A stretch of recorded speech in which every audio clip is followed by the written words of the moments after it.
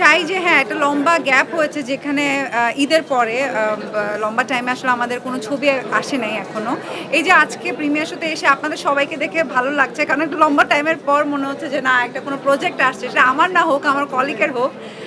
So সেটাই ভালো লাগার বিষয় যে আমরা তো সবাই চাই যে প্রচুর কাজ আসুক। আজকে ওর প্রিমিয়ার শো হচ্ছে, কালকে আমারটা হবে, কালকে আরেকজনেরটা হবে। তো সবাই আমরা একজন আর্টিস্টের পাশে থাকবো, তার কাজ দেখতে যাবো। সো আশা করি যে সামনেও এই ছবি যেই অনেকগুলো ছবি আমি যতটুকু জানি আটকে আছে। সো এই ছবিগুলো সামনে রিলিজ হলে খুবই ভালো হবে। ইমন ভাইয়াকে অনেকদিন পর নিউ লুকে দেখেছি।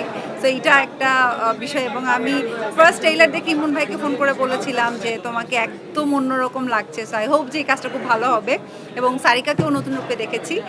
আর এই কারণেই আসলে ৩টা মানুষই আমার খুব কাছের, যার জন্য আর এবং ট্রেইলার এত বেশি ভালো লেগেছে যে আজকে প্রিমিয়ার শোতে আমি মিস করতে চাইনি। সো আমার কাজ ছিল, সেখান থেকে আমি তাড়াতাড়ি চলে এসেছি যে আজকে এই শোটা আমি দেখব। রাফি ভাইয়ের সাথে তো পরপর আমি দুটো প্রজেক্ট কাজ করলাম। আই হোপ হ্যাঁ সামনে অবশ্যই হয়তো দেখা যেতে পারে। এটা রাফি ভালো বলতে পারবে। যদি রাফির কোনো গল্প মনে হয় যে না আমি চাই ক্যারেক্টারে, সো ডেফিনেটলি ও আমাকে বলবে। আমার সব প্ল্যানিং চলছে। আই হোপ যে যে প্রজেক্টটা মোটামুটি রেডি হয়েছে সেটা ডিসেম্বর থেকে হয়ে যাবে। আর দিগন্তে ফুলের আগুন আমাদের ডাবিং এভরিথিং সব কমপ্লিট।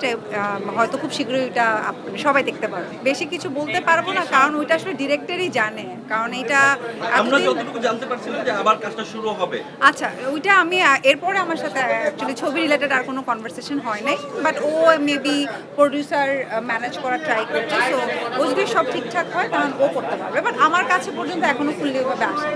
আসলে ডিরেক্টরের পয়েন্ট অফ ভিউ থেকে ডিরেক্টরই কথা বলেছে। তখন আমি আসলে মানুষের শুটিংয়ে ছিলাম ইন্ডিয়াতে।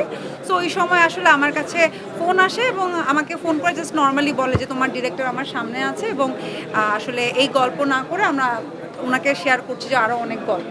সো আমার সাথে জাস্ট এই একটা দুইটা লাইনে কথা হয়েছে এই। দেন আমি বললাম ওকে ফাইন।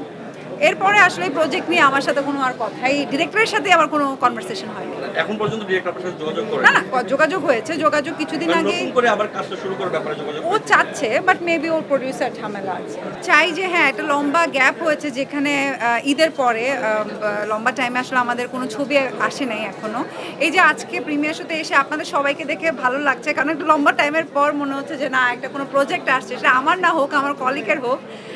সো সেটাই ভালো লাগার বিষয় যে আমরা তো সবাই চাই যে প্রচুর কাজ আসুক। আজকে ওর প্রিমিয়ার শো হচ্ছে, কালকে আমারটা হবে, কালকে আরেকজনেরটা হবে। তো সবাই আমরা একজন আর্টিস্টের পাশে থাকবো, তার কাজ দেখতে যাব। সো আশা করি যে সামনেও এই ছবি যেই অনেকগুলো ছবি আমি যতটুকু জানি আটকে আছে। সো এই ছবিগুলো সামনে রিলিজ হলে খুবই ভালো হবে। এলো মুক্ত চিন্তার স্বাধীন দৈনিক খবরের কাগজ।